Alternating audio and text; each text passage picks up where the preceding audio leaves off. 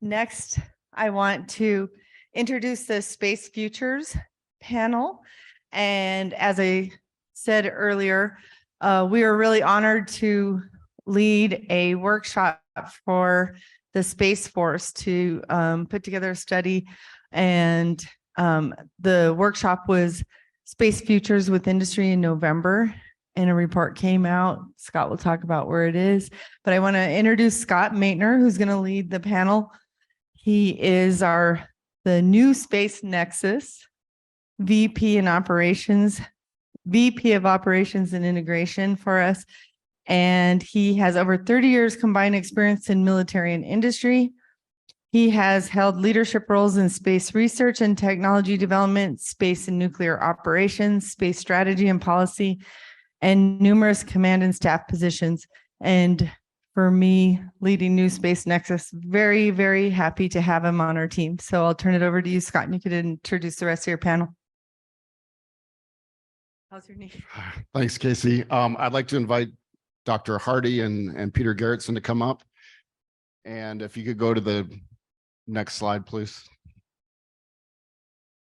We have the following people on this panel today. We're excited about it. Three of us here are in person, 2 virtual, and 1 recorded message. So the purpose of this panel is to describe the significant efforts that the United States Space Force has taken with respect to strategic forecasting and foresighting. They've been doing this since 2019. Specifically, these Space Force Futures workshops are engagements with various communities to develop future scenarios, gather inputs, and discuss implications for U.S. national power and security. These efforts have been designed to support strategic forecasting, which informs Space Force mission capabilities, force structure, operations, and supporting science and technology. So with that, I'd like to introduce our panel members. First, I'm going to start with Joel Mosier. Dr. Mosier is joining us via recorded message. He does send his regrets. We'll start with him, but Dr. Mosier is the Director of Science, Technology, and Research for the United States Space Force. He serves as the central lead for all science technology matters, develops long-term military requirements for the Space Force, and interacts with other principals, operational commanders, combatant commanders, acquisition, and international communities to address cross-organizational science and technical issues and solutions. Dr. Mosier represents U.S. Space Force science and technology on decisions, high-level planning, and policy, building coalitions and alliances throughout the U.S. government, industry, academia, and the international community, and other scientific and technological organizations. Next, I'd like to introduce Dr. David Hardy. Dr. Hardy is the former Associate Deputy Undersecretary of the Air Force for Space and the Deputy Director, Principal Department of Defense Space Advisor Staff. In this role, he was responsible for integrating and overseeing all DoD space capabilities and activities, coordinating with the intelligence community and providing support to the Secretary of Defense on space portfolio decisions. Next, I'd like to introduce Peter Gerritsen. Peter is a familiar face to all of you. He's been on many panels, but he is a senior fellow in defense studies at the American Foreign Policy Council and a strategy consultant who focuses on space and defense. He is the co-author of a great book called Scramble for the Skies, The Great Power Competition to Control the Resources of Outer Space. And he's the host of the American Foreign Policy Council's Space Strategy podcast. Next, I hope our virtual attendees are joining us, but I'd like to introduce Lee Steinke. Lee is the Chief Operating Officer for Cislunar Industries and the interim Chief Operating Officer for Orbit Fab. So she's a busy lady. During her career as an executive and scientist in energy, aerospace, and defense, Lee has been a key decision maker for capital budgets reaching $760 million per year. She is well published on a variety of technical topics and is a sought after speaker and moderator across industries. Next, I'd like to finally introduce Dr. Martin Edwards. Dr. Edwards is a program manager at Linquist Corporation and provides support to the United States Space Force Chief Technology and Innovation Officers Director for Analysis. He has 35 years of experience in strategic information technology planning, acquisition, operations, and maintenance, including a 22-year career in the United States Air Force as a communications officer. So with those introductions, and I see Dr. Edwards joined us. Andrew, is Lee on yet? Lee's on, great. Good to see you. Hi, Lee, good to see you both. With that, I'm gonna kick it off with a video from Dr. Mosier, and it's about 10 minutes long, so please enjoy.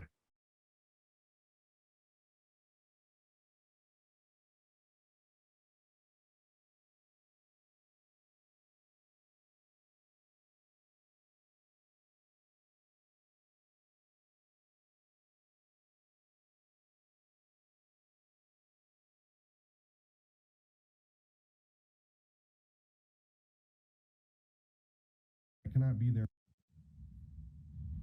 Hello, Joel Mosier, the Director of Science, Technology, and Research for the United States Space Force here. I'm very sorry that I cannot be there with you today.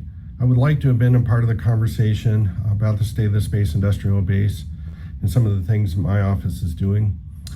But I am heartened in the fact that many of my colleagues are there and will be a part of the panel discussion after this. But I did want to take the opportunity to talk to you a little bit about some of the things that my office is doing, particularly related to the long-term vision and strategies for space in particular. You know, technology is growing faster than it ever has in human history, and it spreads faster throughout the globe than it ever has before. And this is natural. Technology builds upon other technologies. So just mathematically, you would expect an exponential growth. Just think about things like your smartphone, which was enabled by other technologies like digital cameras and cellular phone networks and microelectronics that created a new technology, the smartphone, that has just grown amazingly in many different ways since then.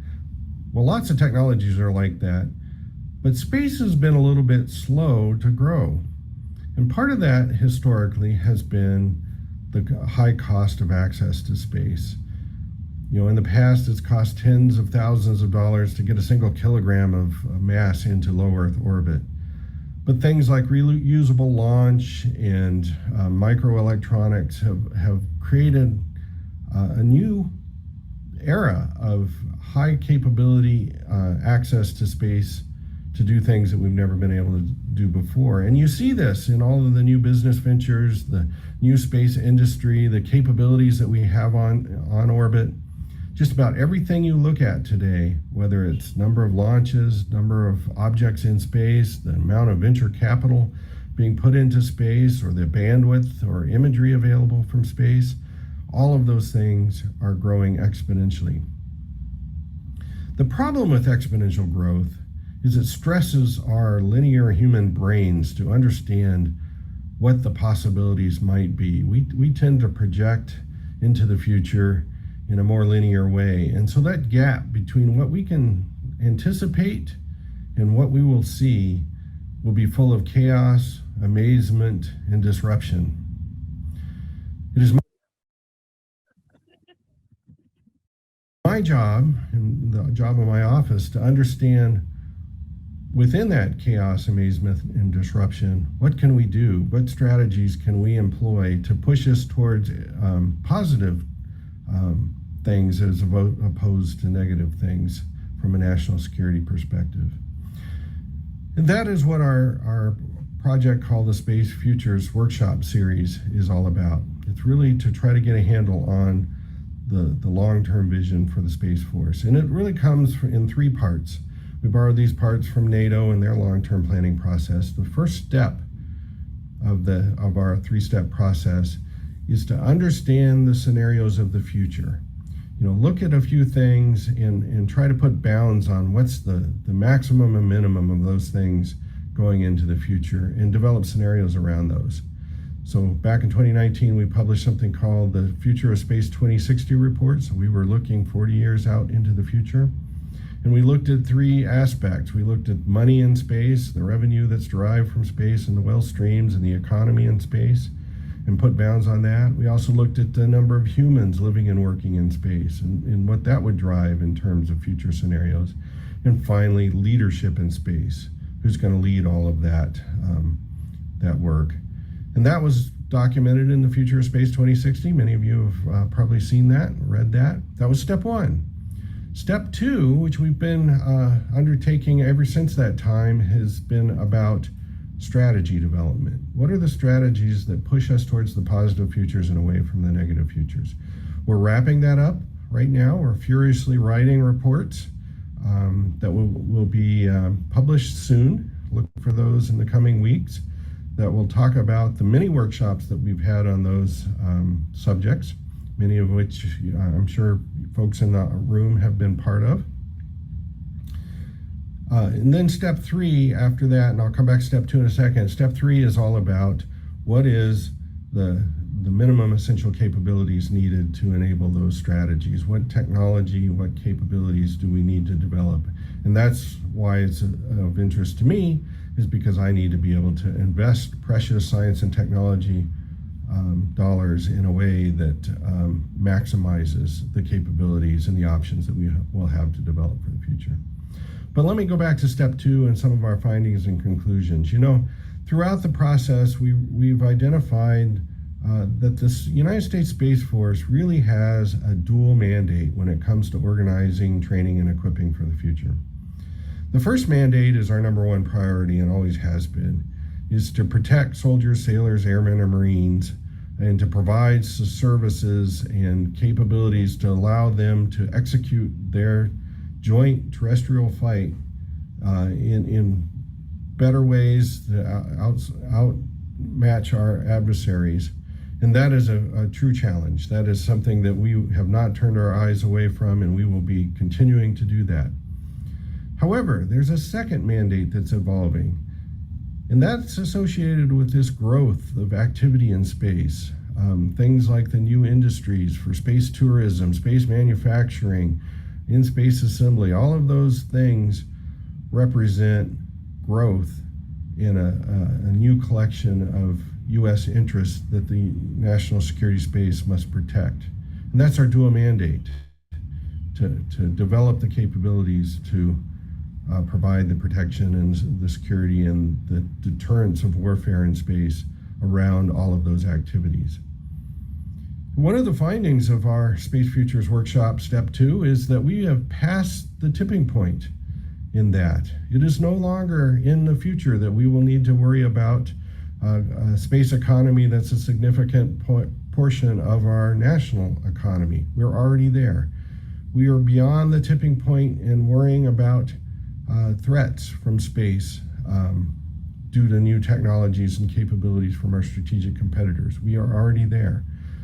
And so many of their findings and recommendations that will come from that Space Futures Step 2 work will be published, and they will be recommendations not only to our leadership, but to industry, to Congress, and to other folks to be prepared for that dual mandate in space.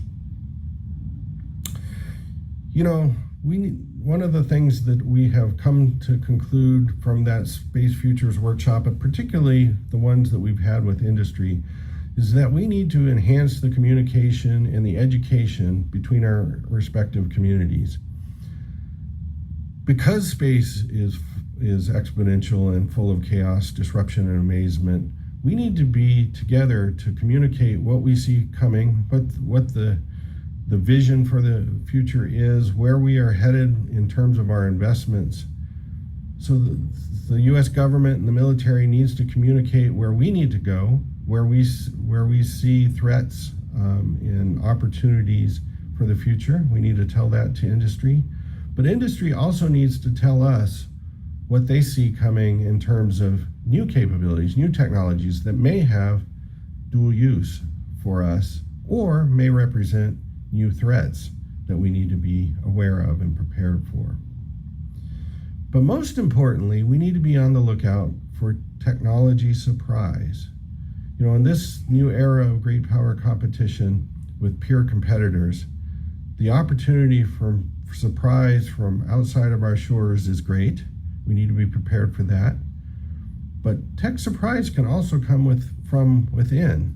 As we develop new technologies, think things like large language models like ChatGPT, who is the national security around AI and related technologies. So that's a threat that came from within. We need to be aware of both of those. So that conversation and the kinds of conversations we're having here at the Space Industrial Base are very important, and we need to continue those.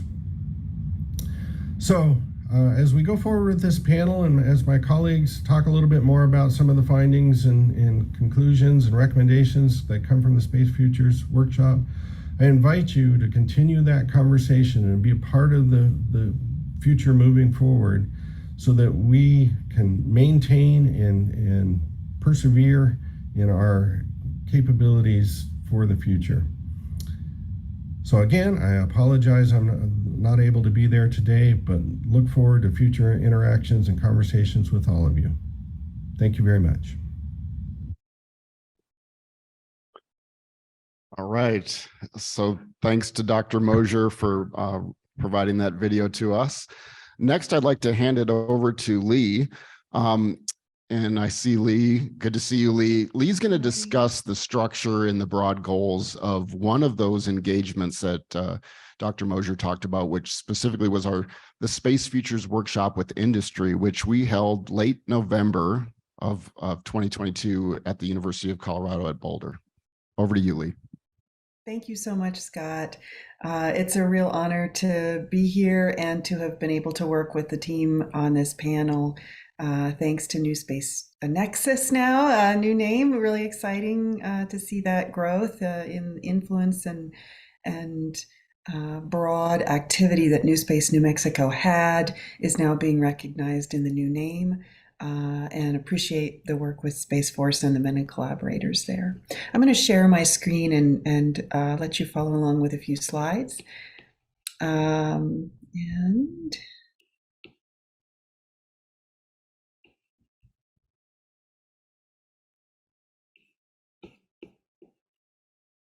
there we go. Can you see my slides? Yes, Lee, we see them. All right. So as Scott mentioned, this took place in November, and I'll talk about not just the workshop itself, but the surrounding efforts. I like to start with an inspirational quote. In this case, it's from Joe Courtney. It's the defense industrial base, stupid. I like that one because it talks about our efforts, the two directions that Joel talked about. You know, we have to have that vision from the top, but we also have to build up from the bottom. The State of Space Industrial Base, I got to participate in last year. I'm really disappointed not to be there in person this time. Look forward to meeting with all of you at another time. But at that event, we really look at what the military needs. And we ask what the companies are doing, will do, can do to support what the military needs. And so that's sort of that North Star vision and then getting feedback. But the Space Futures Workshop with Industry was really designed in the reverse from that. It's that bottom up where industry needs to talk about what things will look like on the dual mandate.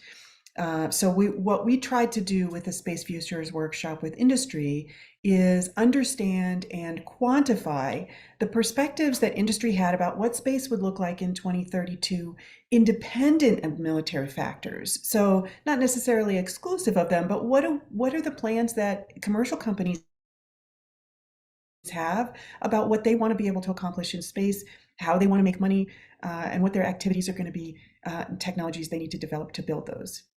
Then we take that information and determine the implications of the perspectives that industry has provided for Space Force strategy and investment. What do we have to do now as a Space Force to be prepared for that vision of what companies want to be doing in space in the future? So just sort of those two that Joel talked about at the end of his video there are both reflected in this series of events and goes together really nicely. So with the Space Futures Workshop, we explored 5 categories of space capabilities. And as we worked through it, we really saw that it was kind of more like 3. So I'll talk just a little bit about that. We looked at data. So it's acquisition, interpretation, transfer, processing, and security. We looked at visibility, and we've changed the name of this one a few times. It's really Earth and Space Observation, and there's so much data involved in that that we sort of ended up talking about data and visibility together. Logistics means moving things around to and in space, from space. A lot of the things that were talked about in that last panel. Industrial foundations then broadens that to mining, manufacturing, the other letters in ISAM, so a combination there. Those two kind of ended up being part of the same conversation. And then human presence, and Joel mentioned this as well. What does it look like in terms of how many people are going to be in space, and how does that change our capability set and add risk, remove risk from how we want to move forward? There were 3 parts to the Space Futures Workshop with industry effort, and that's different. Joel talked about 3 parts, and his 3 parts, this is one of those 3 parts, and it also has 3 parts. So we did a preliminary survey, a 34-question survey that was only for workshop participants, and it was structured to closely match the workshop material, and you'll see those results in the report. And there was the workshop itself, which is a 2-day in-person workshop at CU Boulder, where we had nearly 70 participants with 5 working group sessions on those 5 categories of space capabilities that I talked about. Then now we're in the process of looking at the results from a follow-on survey that was developed, and you'll see Martin later on will be talking a little bit about a few tidbits that are coming out of that exciting effort. We called it 20 Questions About Space in 2032 and Beyond. So this was refined down for a broader audience. The tie to the exact workshop questions was softened, and we built something that could address what we wanted to explore deeper from that survey, and we sent that out publicly.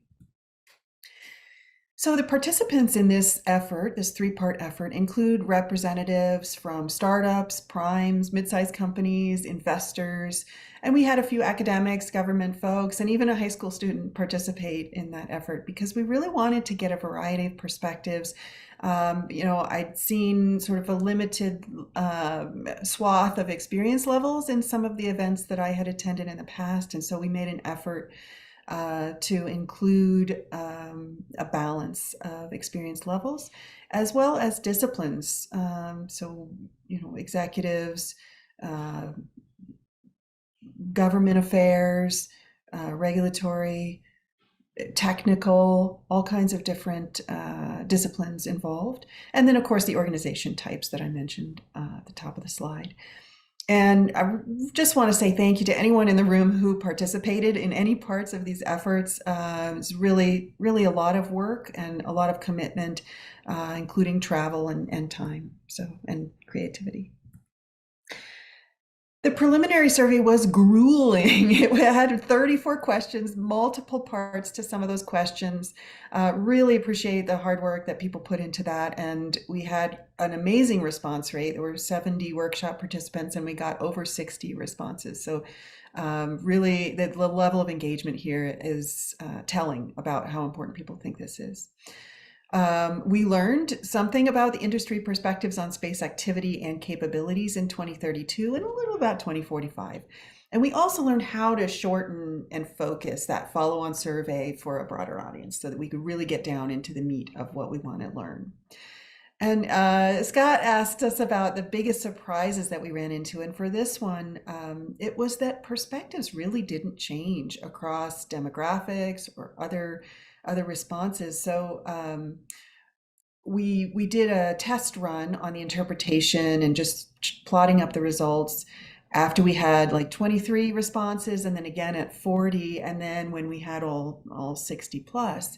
And really the answers were the same across the board. Big company, small company, people agreed. Early career, late career, people with government contracts and those without still had the same view. And then of course we did control for Space Nerd. We asked who wanted to go to space. And it turns out that the people who want to go to space think the same things about space as those who didn't. So you'll see again those reports, that survey is detailed in the report. Our goals for the workshop, so this is part 2 of the 3-part effort. The workshop itself, our goals were to gather industry perspectives on space in 2032 and then capture new developments that we thought would emerge in that next decade. There were 5 working group sessions. One was space in 2032 and how best to measure it. So we wanted to look at how do we decide what those KPIs are that were mentioned in the last meeting? What is the best way to talk about how space is growing and what our focus is? Session 2 was talking about what Joel mentioned earlier, which is what will Space Force have to be involved in that commercial is doing independently? So what will they have to do to defend lines of commerce? What will those lines of commerce be? Then top capabilities for joint military operations. Joel talked about dual use, tying that back to, hey, you guys are going to have this anyway. How can we use that in our operations to be supporting and supported as part of the joint military?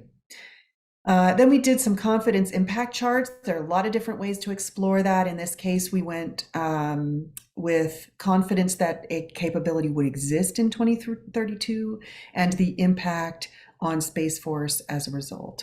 So you'll see those charts in the report. And then we did some vignette work to describe situations that might emerge based on our understanding of 2045. The deliverables, of course, were those top metrics and capabilities, the confidence impact charts, top capabilities for 2045, and then those storytelling vignettes.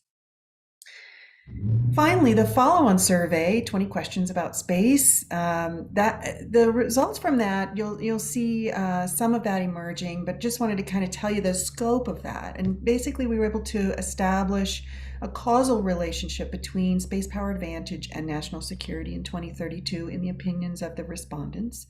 The respondents gave recommendations for how a nation might best maintain and increase space power advantage. The survey characterizes predicted space activity and capabilities in 2032, with some hints at 2045 as well. And then we dug deeper into the various space capabilities and their importance to space power advantage, when they might emerge as new technologies, the sector that should lead investment in them. So should it be commercial or civil or defense investment that drives capability development? The sector that should defend them. So in many cases, people believed that we should, either the Space Force or the operator should defend. And so those were questions that we asked. And then the country or group of countries that will lead those technologies in 2032. So you'll see a little bit of results, and there'll be more coming out. So I'll close again with a quote that we got on the comments from the first survey. And I think it speaks to what you're trying to accomplish at the workshop today. Again, we all really appreciate your participation in this effort. National security will drive demand for space capabilities and underpin any commercial activity in GEO and beyond. Thought that was an impactful statement, and I'd like again to thank New Space Nexus and United States Space Force for the opportunity for me to work on the Space Futures program and to advance our national security. Thank you, Lee. Appreciate your efforts on this. I know a lot of late hours and weekends collaborating with the team, but it was a lot of fun to be able to work. I'd just like a show of hands. Who participated in this audience at the Boulder workshop? Could you raise your hand? All right, a few of you. Thank you very much for your participation. Second question, who remembers seeing this 20 questions for space in 2032 and beyond survey, and did you fill it out? Many thanks for that. So that was a meaty survey, 20 questions, but these are important things we wanted to get out of you, and we really appreciate your time. Andrew, could you put up the QR code really quick? If you are at all interested, before I turn it over to Martin Edwards about this survey, we closed it briefly as we were compiling the results that you're going to see, the preliminary results, but it's out there if you want to take a look. You're not going to be able to finish it quickly. It takes about 20 minutes or so if you have time. It's out there for you. Next, I'd like to hand the virtual podium over to Dr. Martin Edwards, who is going to give you sort of a quick look at some of the results of this 20 questions about space in 2032 and beyond survey. And Martin will be sharing his slides. So thank you, Martin. No worries. Hey, at my end, it's a very skinny straw, so I want to make sure the slides get up, but I am going to share my screen here in just a second. Let me get everything going, but do appreciate it, and should be here, share. And so what you should be seeing,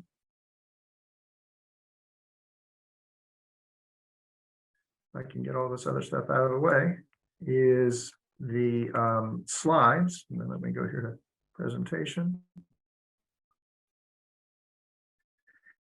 And I do thank Lee for setting up the framework for this survey and all the materials that went out. And as was said earlier, I'm Martin Edwards, part of the Lindquist team supporting the Director for Analysis and inside the CTIO's office, where we support Dr. Mosier and his team and the Space Futures effort overall. And when the time for the survey for the industrial partners came up, we were asked to be part of the layout, the initial development of that survey for the actual meeting, and then also to carry on to the next level. And so what we want to do here is I'm going to walk through a few slides, and as Lee said, there's quite a bit that came out, but we wanted to touch on some of the ones that we thought were interesting and really do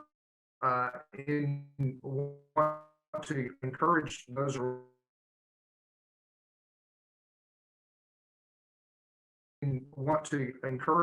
around us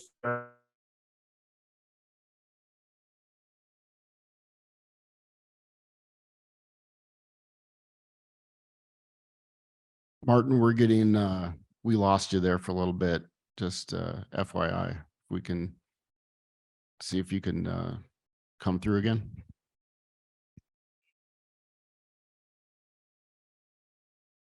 If we lose him, I'm happy to jump in.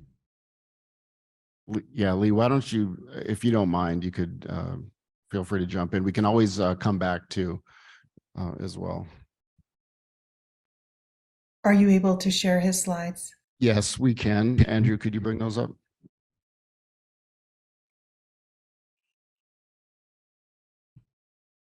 Sorry about that, guys. The stream's pinching. We'll get your slides Can up, you hear me now? Martin, from here, and then if you go ahead and speak, I'll just jump in if you lose us again. Okay. Yeah, So, I keep getting my internet is unstable, so it's kind of like life in general these days. So I'm going to thank you. Thank you very much. Appreciate that. Thought this might go differently. Anyway, but as you see here, so the maps lay out, the number of participants, the bar chart below, the kinds of organizations that were involved. One of the things we thought was really interesting is a lot of smalls that are part of this effort. So with that, showing the interest that is, as Leah talked to, the idea that over 3/4 of the people thought they really wanted to go to space. I'm one of the folks that's in the red part of that circle. Airplanes are tough enough. Going to space would be just beyond that. Let's go to the next slide, please. I hope you're still hearing me. Okay, great. So in question 8, we started talking about 16 capabilities, and there were a number of capabilities, and people were allowed to pick out the 5 that they thought were going to have the greatest technological advancement between now and over the next decade.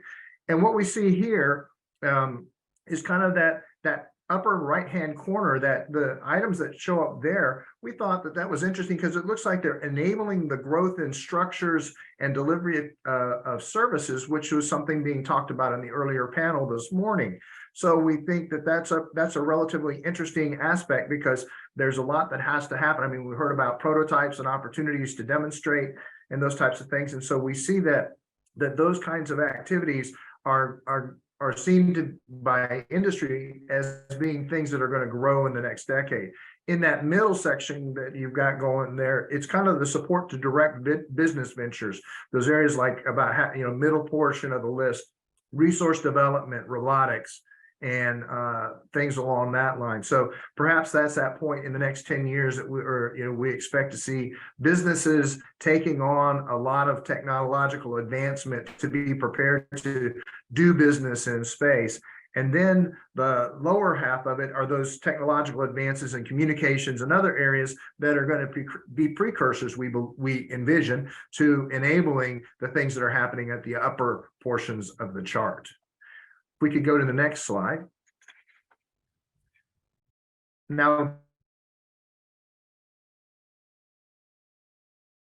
this slide is the same question, but the focus was changed because we loaded them up to increase an activity level over the next decade. And what you see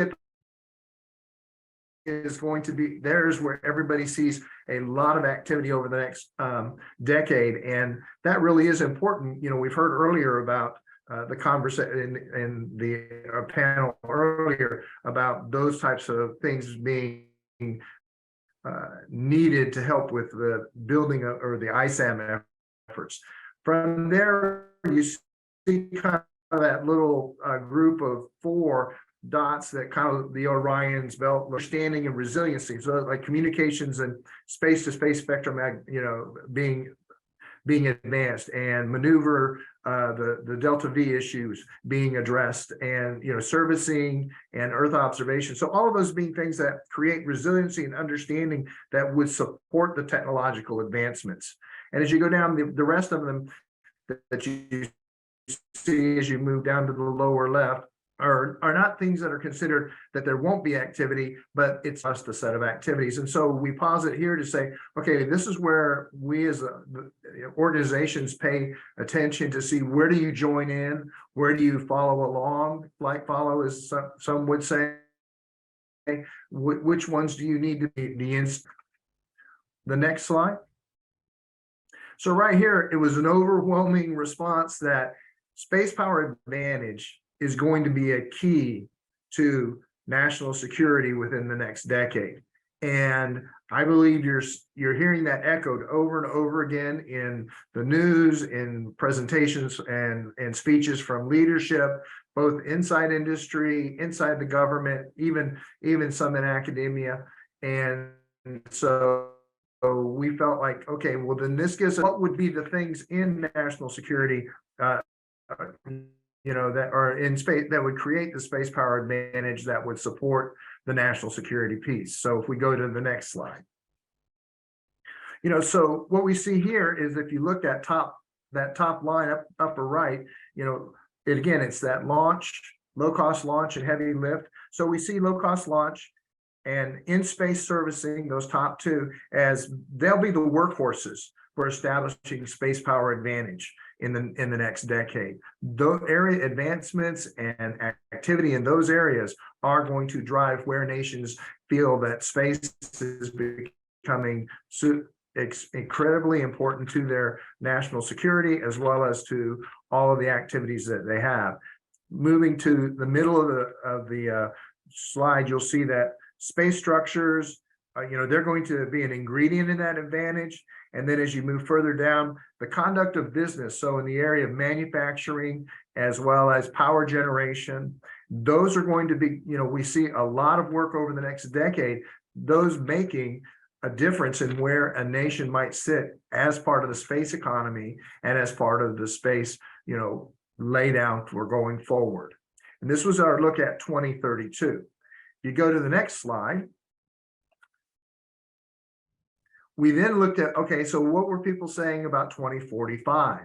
And what you see here is that Now we see a business in space as being considered the prime driver by 2045.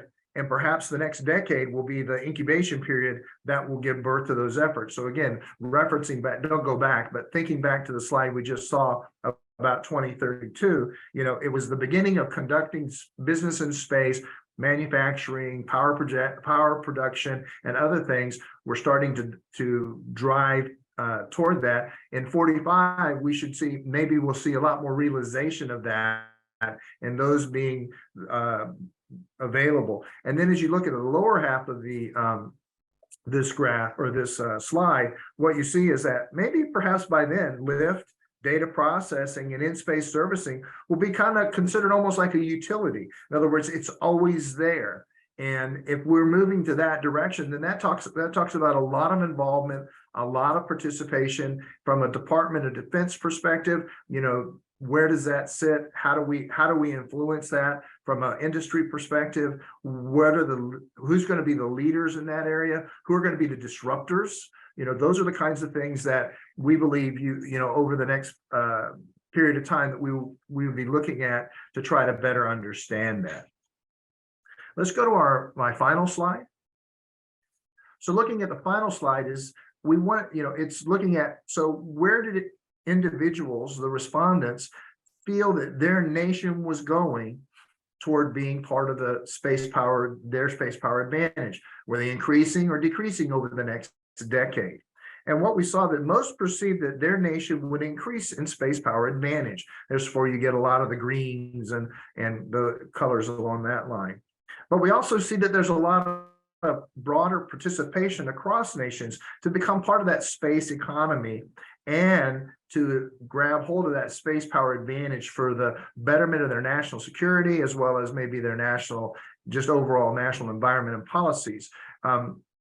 So what we are unsure of is there were a couple of nations that felt like they would decrease, and we're not quite sure what those might be driving that. We think that may be a good jumping off point for some further research to try to investigate and see, is there a tipping point for them that would move them from being decreasing to increasing? Is it about technology availability? Is it about participation? Is it about their internal government or policies or things along that line? And again, what we were able to discern out of all of the data, and again, there's quite a bit more out there that will be coming out in the report and being published as we go forward, as this goes forward. The key thing was, as Leah told us earlier, it's that space power advantage is going to be a big causal agent for national security. And so from an industry perspective, from a Space Force perspective, it's important to understand that and then figure out how to ride the wave, and then how to also be one that's maybe generating the wave as we go forward. I truly appreciate the opportunity to be part of today's panel. I look forward to hearing what my esteemed colleagues have to say going forward, as well as being available to answer any questions that may come up. If the internet wipes me out, then I'll catch up with Scott to figure out what I'm supposed to answer. But thank you very much for this time and for letting me be part of this today. Thank you. Thank you, Martin. Appreciate that. I would like to hand it over to Dr. Hardy right now to discuss some highlights of the observations and findings from the workshop with industry.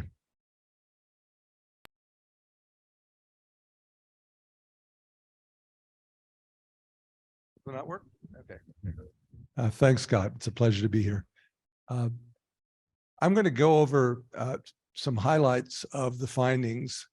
And again, at a very high level, just to refresh, as Lee pointed out, the focus here was to try to understand the role that commercial space will play in 2032 in two ways. First of all, how is it going to advance such that it is a domain in which we actually have to defend and deny? And I just put an emphasis on both those words. It's sufficiently important to our country that we need to defend the assets that we now have in space, not just our military, but the commercial bases on which all of you are working. But also, what challenges does it pose if the adversary has increased capabilities in space by 2030 in terms of what we're going to be called upon to deny it to an adversary, or at least impair his ability to use it? And so that's sort of the defend and deny part. The other part is what proactively, what beneficially will commercial provide in terms of meeting the requirements for space capabilities in support of what Joel called the dual mandate, which is again, ensuring that we fulfill the increasing role of space in support of terrestrial military operations, at the same time preparing for the fact that space will be a domain in itself in which we will have to defend national interests.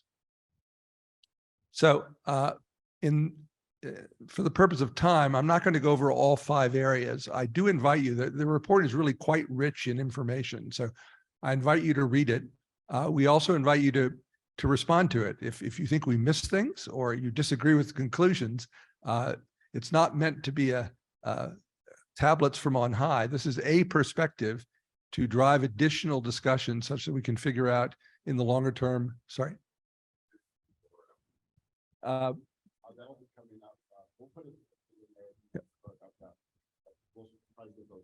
Okay, so I'm going to focus on viewing, data, and on logistics.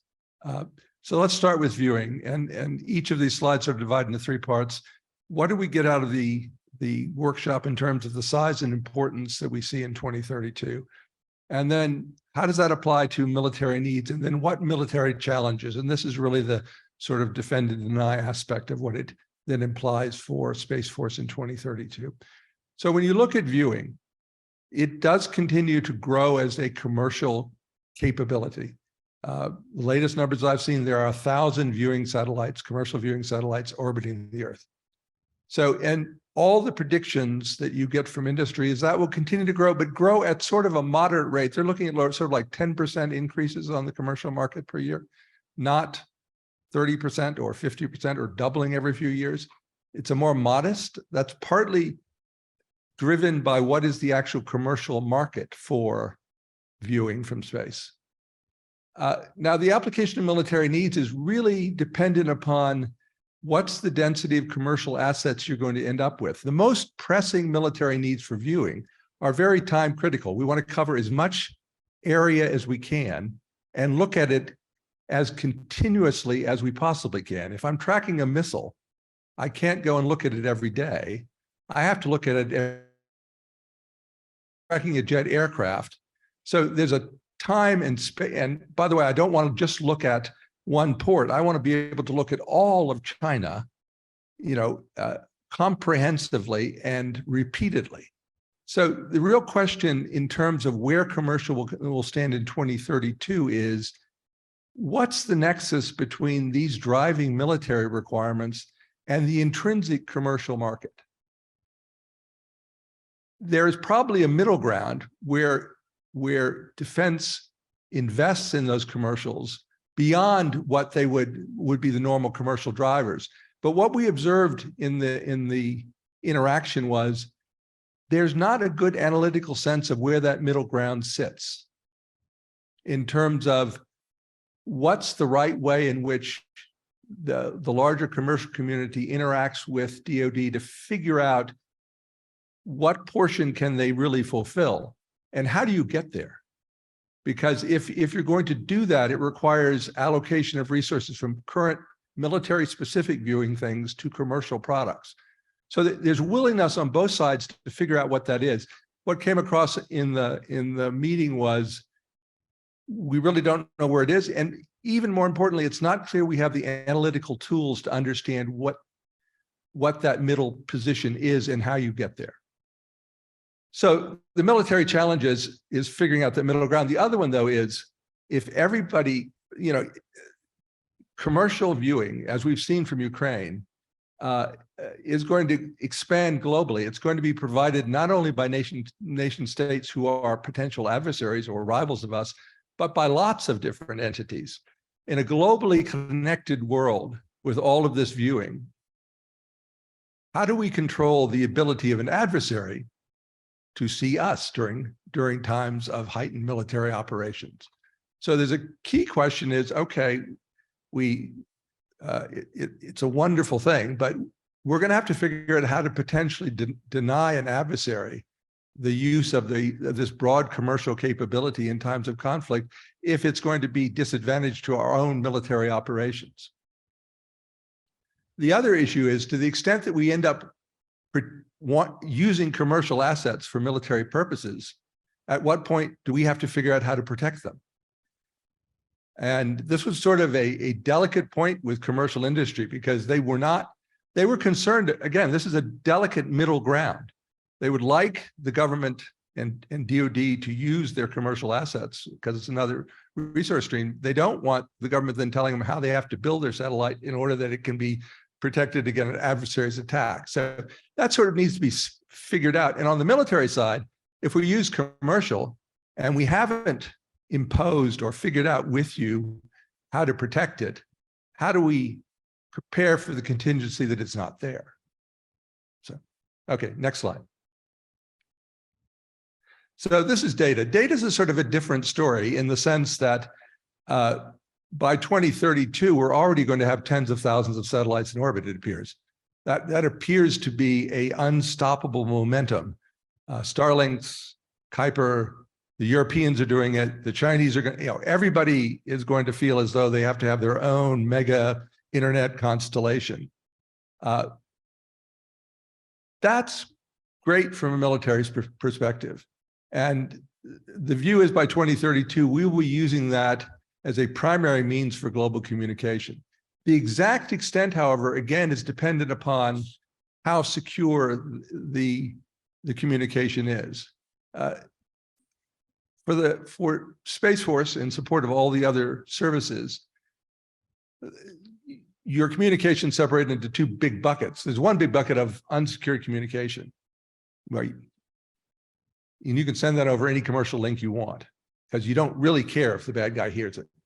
But there's a subset of that, which is secure communication for command and control, which has to be secure. And the question is, how well can these commercial networks provide that secured? The expectation is quite a bit, because if you have these mega constellations and the way in which information is getting from point A to point B is uncertain in this vast network, it's exceedingly difficult for the adversary to intercept and reconstruct your message. Therefore, it's sort of intrinsically secure. So we call it path diversity, this ability to get the information from point A to point B by many different ways. So that will probably promote greater commercial use, even for a degree of the secured communication. The other thing that will aid or determine how much we use it for secured communication is the ability to switch between networks. If the adversary not only doesn't know how we're sending it through a given network, but doesn't know which network we're using at any given time, that again makes it intrinsically secured, which is attractive to us, which means we would like to use it in that way. So those are two determinants. Military challenge is the same one. If everybody has these mega constellations, how do you control information flow within military operations by your adversary? How do you affect it? We've already seen the Chinese, it was mentioned earlier in the conference, already talking about how would they negate an entire Starlink's constellation. And it is interesting to consider. I mean, part of the reason we like the mega constellations is they appear to be intrinsically resilient. It's hard to intercept or deny 10,000 satellites. I would point out, though, if I can fly 10,000 satellites, the adversary can fly 10,000 picosatellites. So they offer different challenges to an adversary in terms of denying comm. They're not a panacea. Any system you develop, I mean, military history tells us anything you develop to give you advantage, the adversary will figure out a countermeasure. I mean, so, okay, next. Logistics. Next slide, please. Okay, space logistics. This, again, this is very germane to this particular meeting. And the way we looked at it, or what we came away from the meeting with, is the size and importance is going to depend upon, space logistics in itself is a support function. its size is going to depend on the value and growth of the thing it supports. So, there are 4 critical areas that it will support. The first and most immediate, for which logistics is important, is lunar exploration and a lunar base. The second, I was very pleased to hear about somebody wanting to resurrect the Spitzer is the whole idea of the very large structures we need for continued exploration of the solar system and the universe. Those sort of intrinsically cry out for being logistically supported. The third, though, is manufacturing and resource extraction. And the question is, when will that develop? And it seemed to us that that's highly dependent upon the continued decrease in launch. When do we get Starship-like capabilities? What is the final cost of Starlinks? Because to build the things that require logistics, those are probably going to be fairly large structures. They're going to be highly dependent upon launch cost. But by 2032, I think what we came away from this is that there's going to be multiple global providers of Starlinks-like capabilities, 100-ton, 100-pound, $100 per pound sort of capabilities. And that's probably the biggest enabler. But exactly how that then translates into manufacturing and resource extraction still seemed hazy. It wasn't really very clear where exactly that's going to be in 2032. The military challenge, as General Shaw pointed out, advantage of maneuver almost always gives you a dominant advantage in military operations. It's been true. I was talking to somebody since the Battle of Cannae when Hannibal surrounded the Romans. If you outmaneuver them, you tend to win the conflict. So logistics, in terms of providing not just maneuver, but it's maneuver and mass. I mean, it's how much force can you exert where you need to exert it at the time you need it. So it's both being able to get there and what you have when you get there. So being able to develop a logistical system that allows us that advantage is really important. The trick here is, and this is an issue of policy for the US government, you don't actually want to push that too hard. There is no advantage to either ourselves or our potential adversaries to be so aggressive in the way in which you're doing things in space as to promote overreaction by the adversary. You don't want to get to a spiral of militarization of space. You want to be prepared and you want to understand what's needed. But the last thing, the Chinese as a principal adversary tend to view American actions in the most malign perspective they possibly can. So if we move too aggressively in this area, I think there's a danger of they'll over-respond and then we'll have to over-respond. So it's a tricky thing, but it's inevitable that maneuver and logistics for military use will become part of, as space becomes more important and more valuable, and it's part of critical infrastructure, it's inevitable. So the trick here is that you want to be able to use it, but you don't want to be overly aggressive in the way you approach it. Does that make sense? I mean, it's the policy folks in this administration in particular is very sensitive to this whole idea of yes, we have to be prepared for the second element of the dual mandate, but let's be careful about how we proceed and let's think very carefully about how our adversary will perceive our actions. I think that it's properly said, so I won't get into trouble. Okay, so recommendations. The first, I'm glad you'll all like, and it's part of the composite report that comes out of this whole space futures effort, is there has to be increased D&E exploitation of commercial space capabilities. Not only is it mandated by law, as Peter Wagner pointed out, it's the way in which technology is proceeding. Relying on commercial capabilities is the better way to harness and assure we use burgeoning innovation rather than the requirements, government purpose-built approach we've had historically. I think that's generally accepted. The problem is that, as I mentioned earlier, the interaction between industry and government on this is not always the best. All resources are already committed against something. It's, there's no free pots of money sitting around. So when you're arguing for commercial as opposed to existing military purpose, you have to explain why it's a better cost trade. And we talk past each other on that. Industry often says, just give me more money and I'll give you great stuff. And the government says, I don't understand the cost risk equation you're asking me to take on.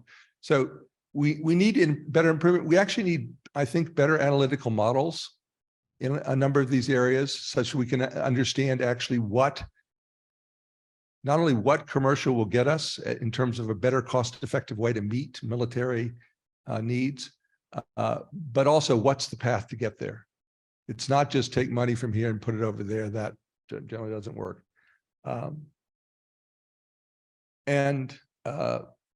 We do need, the last thing is improved understanding the challenge and threats of rapid global commercial development.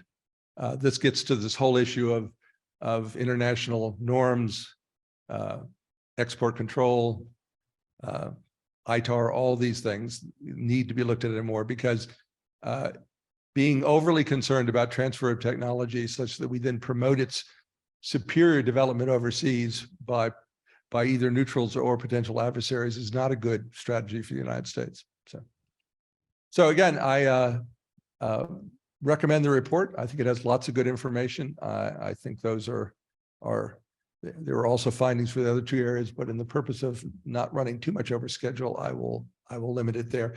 Just to mention on the overall composite report that Dr. Moser was talking about, that is in final draft. We hope to nail it down this week, and it should be published then in the near future. Thanks. Thanks, Dr. Hardy. So speaking of reports, these are the two reports that have been generated so far. We've just spent some time doing a deep dive on what Lee talked about, which was that engagement with industry. That's only one component. So I'd like to ask Peter, who's sort of been involved with this, and Dr. Hardy, invite you as well. What are some of the major observations and conclusions can you share with the audience about this broader effort that the Space Force has had with respect to space futures workshops with the different communities? Well, first of all, I just think that as a community, you should be pretty happy about what's happened with space futures, because under the leadership of Dr. Moser and all those who have helped him architect, such as Dr. Hardy and Dr. Edwards, we've really seen what I think is the first organized effort to understand the domain itself and the future of the domain and all its different aspects. And by my count, since the first one, which started in March of 2019, there have been 7 different workshops. There was the initial one that sought to look out to 2060, a subsequent one looking at sort of middle powers and other alternate futures. We had an engagement with the intelligence community, with the junior force, with strategic planners, with academia, looking at basic research, and with industry. And in all this, to commend the Space Force, they've really been in a listening mode going out to the community. And so I definitely would say, if you get a chance, I imagine these will continue to get invited. I think you'd be right to attend. There are a few things that stand out for me across all the different efforts. The first is that there's definitely a preferred future. In the original document, they were all titled very cleverly. And the one that had a very large input from the commercial, a substantial human presence, and was US led, freedom, human rights, liberal order in space sort of thing. That was called the Star Trek Future. And that was actually the genesis of this entire activity that you're all participating in, which is to say, how do we build the industrial base to get there? The second thing that I think is consistent across all of them is a relatively high confidence that the future is going to be, at least on the commercial side, fairly capable and bright.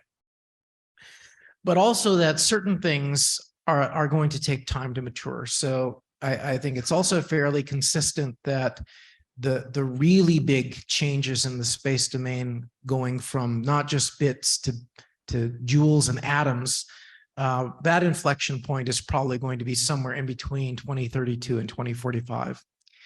There's also a pretty high confidence that folks think there will be increasing numbers of humans in space, and that eventually guardians will need to be there.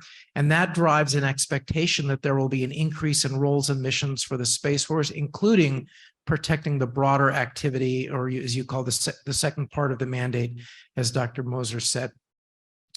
There's also this consistent theme of exponential growth, and that there will be more actors. And so, that creates a lot that needs to happen.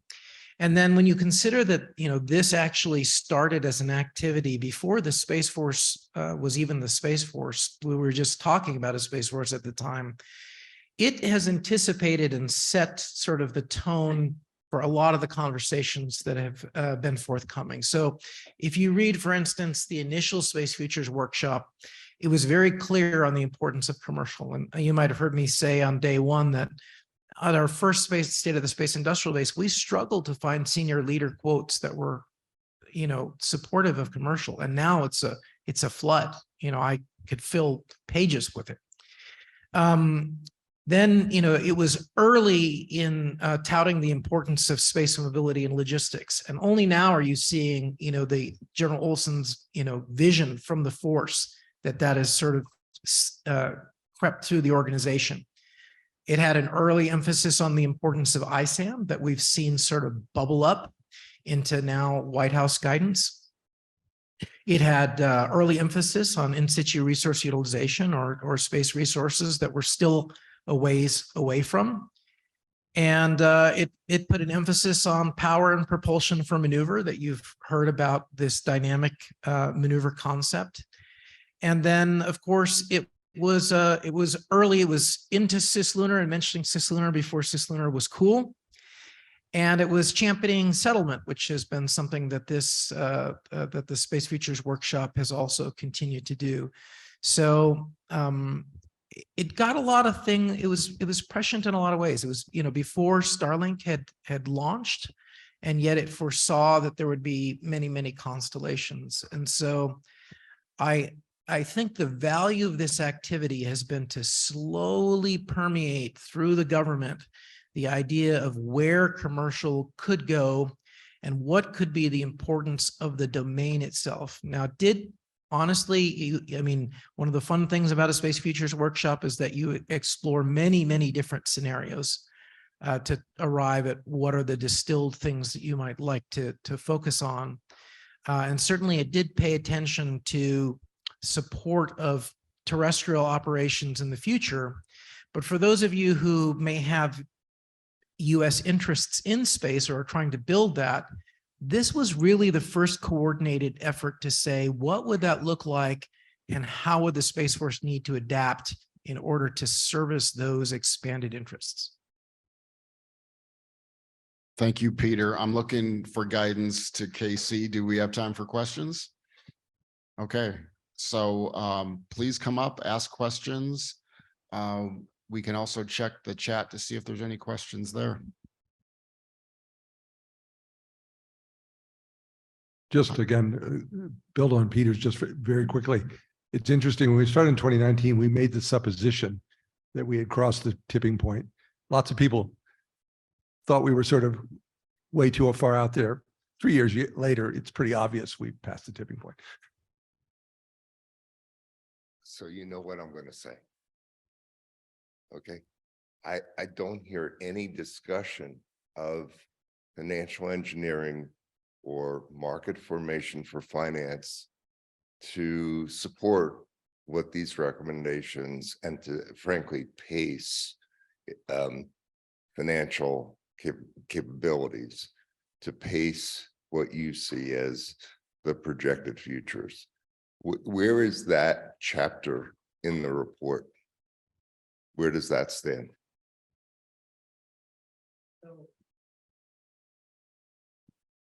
So First of all, I think realistically, we've tried for a division of labor between the nuts and bolts of how you do things in the space futures, which is, I think, intended to be more visionary.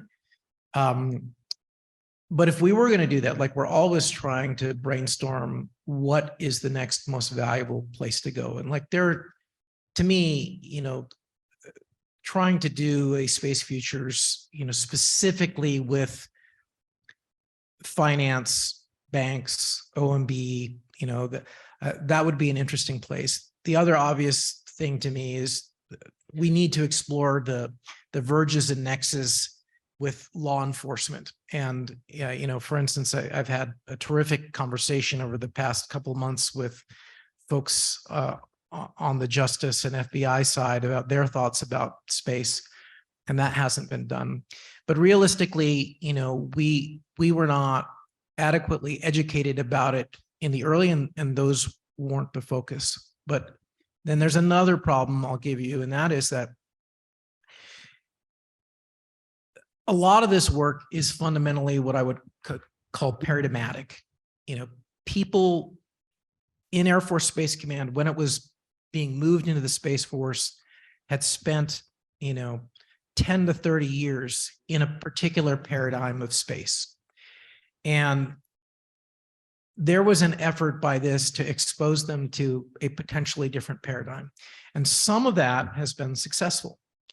But at the same time, there's significant, and with good reason, pushback that says we have limited means, we have urgent problems, and this broader vision, role, and mandate, we're not really sure that that's our job. And therefore, while you'll see some, advocates like myself that are like, no, that's absolutely your job. Read the legislation, protect America's interests in space. How do you do that, right? How do you build that out for national strategic advantage and give birth to the goose that lays more golden eggs, right? But that's its own paradigmatic that I haven't won, right? That has not permeated. You don't see those thoughts out of the Space Futures Workshop being talked about by the CSO in his talking points, or by the Space Command Commander in their congressional testimony. And without that, I think it's unlikely for them to realize the need to have a chief economist to think about, wow, what bold things could I do to have new authorities to catalyze dual use defense relevant things. Though, on the other hand, look at the tremendous innovation that has happened in the meantime at the edges, right? We've got SDA, Space RCO, DIU, Office of Strategic Capital, SpaceWorks, right? Just the new commercial office. And I suspect that these ideas that are still, at the fringe now, that are 3 years old, 4 years old in the defense, in our report here, will eventually, bubble up.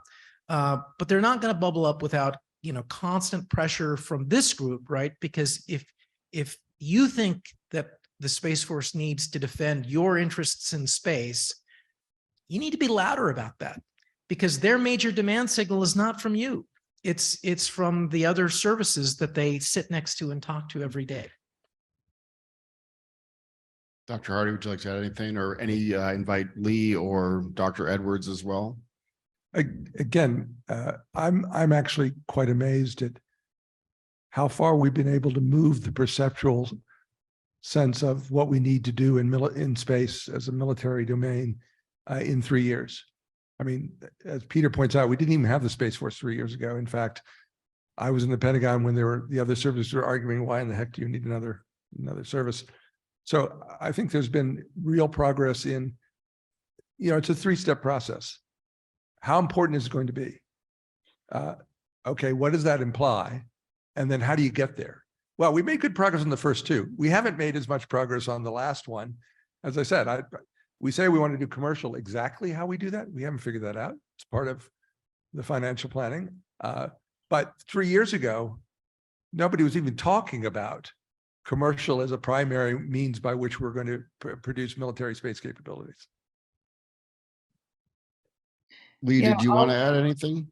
I do. I'd like to jump in. I love that question, and it is relevant in terms of execution. These predictions we're making from industry are from companies who plan to do these things that, in the current environment, could struggle to even survive, let alone develop the new technologies and commercialize them on our behalf. So I think what we've seen so far are true significant increases in budgets, and centralization of budgets, I think, was certainly one of the goals of Space Force when it was founded, was to begin channeling all these various ways of funding space technology development and channeling them into a more centralized location. And I think that points to the analysis that David recommended, the analytical frameworks for understanding how we get to this future and how realistic that is for us. I think that competitive factors will drive that. We certainly saw that in the first space race, and I think we're in a similar situation. And the way that's manifesting right now is in that increased funding and budgeting for that type of activity through the Space Force. Going forward, I think it's a terrific idea, Peter, to do a Space Futures workshop with finance, and that's my juices are already flowing to start thinking about that. So I really appreciate the question, and I think it's an exciting path. We did include investors in that first the Space Futures workshop with industry, because I thought that aspect was important to include, but having a unique conversation about that where it's the focus would, I think, strengthen that conversation. So thank you for the question. All right, Casey, I'm looking at the clock. Do we one more? Okay, go ahead, sir. Hey, good morning. Great conversation. Zeke Willett with Umbra Government Programs. One of my responsibilities is ensuring that as we deliver commercial SAR capability, we're delivering to the government and those use cases. We hear a lot of feedback about cybersecurity and concerns about cybersecurity in the government. On one of those charts earlier in the presentation, I noticed that cybersecurity was lower than many other areas in terms of advancements moving into 2032, which to me is contrary to a lot of the feedback we get as we try to integrate with the government activities. So curious on your thoughts there, if there is a correction there that should happen, or kind of how commercial can work through that narrative of delivering cybersecurity hardened solutions to the government, and ensuring that we're there to support those needs when they arise. So I think, my theory about why that is low is not because there isn't an enormous amount of activity and work going on, but merely because in comparison to the other advancements where you're basically advancing your capabilities versus nature, cyber is advancing your capabilities directly against somebody who's constantly building and innovating their threat.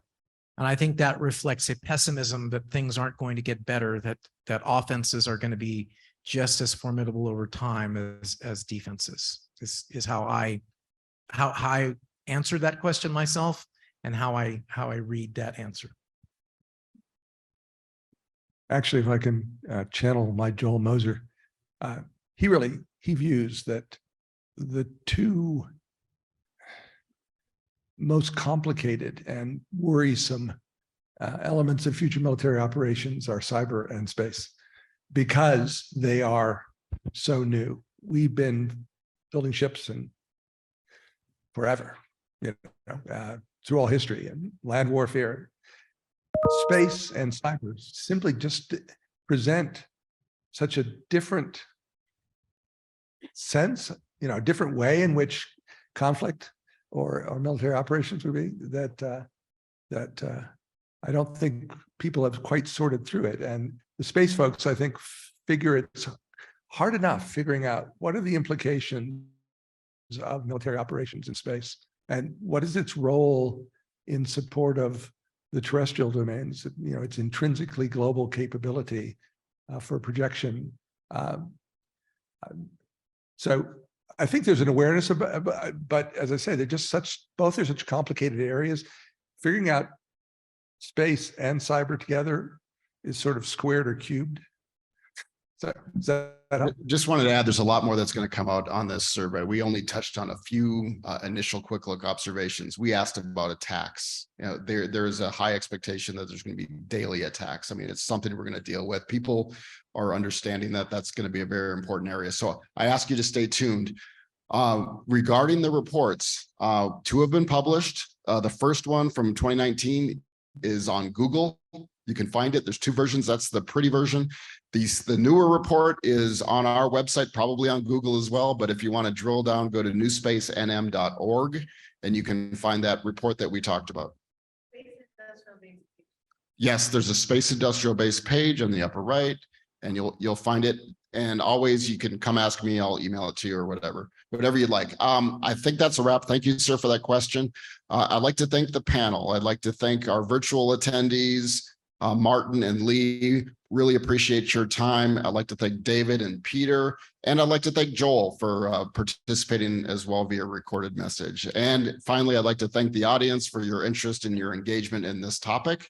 And I'd like to send you to your break. Get some coffee, mingle, network. Thank you very much.